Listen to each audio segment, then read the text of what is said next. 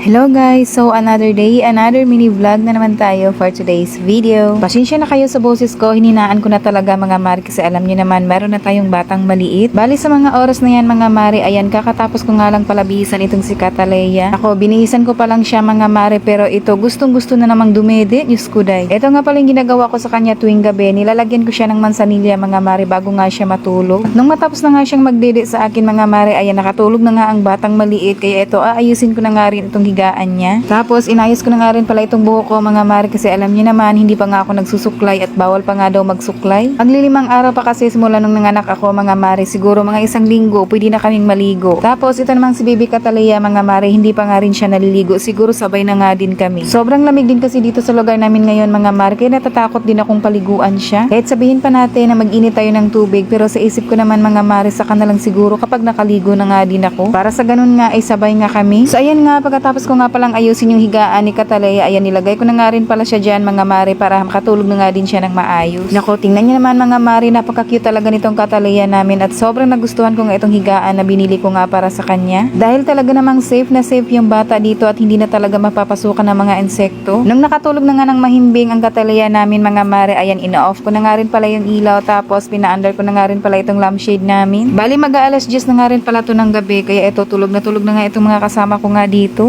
Bali sa Ate Samsam na lang talaga yung hindi nakatulog dahil alam niyo naman hinihintay talaga niya akong humiga. Dahil breastfeeding ako mga mari, kaya tuwing kumakain talaga kami lagi talagang may sabaw yung ulam namin. Nang alas 3 na nga to ng madaling araw mga mari at nagutom nga ako kaya ito bumangon nga ako para kumain. Medyo tumaba nga ako ngayon mga mari kasi tingnan niyo naman lumalaki yung braso ko tapos yung pisngi ko talaga ay medyo lumalaki na din siya. Pero dahil hindi nga tayo tabain kaya paglipas ng mga ilang buwan papayat na naman ako ulit nito. Yan lang naman to mga mari kasi kakapanganak ko lang kaya mukhang mataba tayo tingnan. Apat na lang tong anak ko mga mari pero ni minsan hindi ko naranasan ang tumaba. Yun nga ang ulam ko nga dyan mga mari. Nagluto kasi ako ng gabi ng tinulang tulingan kaya ito nagtira nga ako para meron talaga ako makain sa madaling araw. Tapos nilagyan ko nga siya ng dahon ng malunggay mga mari para sa ganun pang padagdag gatas yan. Grabe, lagi din kasi akong gutom mga mari. Ang hirap talaga kapag nagpa-breastfeed kasi halos oras-oras kang ginugutom. Pero okay lang at least hindi tayo bibili ng gatas mga dzay kasi alam niyo naman sobrang mahal ang gatas ngayon. Buti na nga lang talaga itong mga anak ko lahat ay breastfeed nga sila mga mari. Si Ate Mika lang talaga yung hindi. Nasa Maynila pa kasi kami noon mga mari at nagtrabaho kasi ako kaya natigil ko nga pala yung pagpa-breastfeed ko nga kay Ate Mika. Kaya naman sobrang thankful din ako na tuwing nanganganak nga ako mga mari marami din akong gatas. Hindi kasi lahat binayaan ng maraming gatas tuwing nanganak mga mari, yung iba kasi walang gatas kaya napilitan silang magbote. Ako walang problema kung magbote ka kung marami ka namang budget pero kung kapos ka naman ako mahirap talaga. Yung iba nga pinipili talaga nilang magpa-breastfeed, yun nga lang wala talagang lumalabas na gatas kaya napipilitan talaga silang magbote ganon. O siya mga mi at hanggang dito na lang po ang aking simpleng vlog ngayong araw. Maraming salamat sa panonood. God bless you all.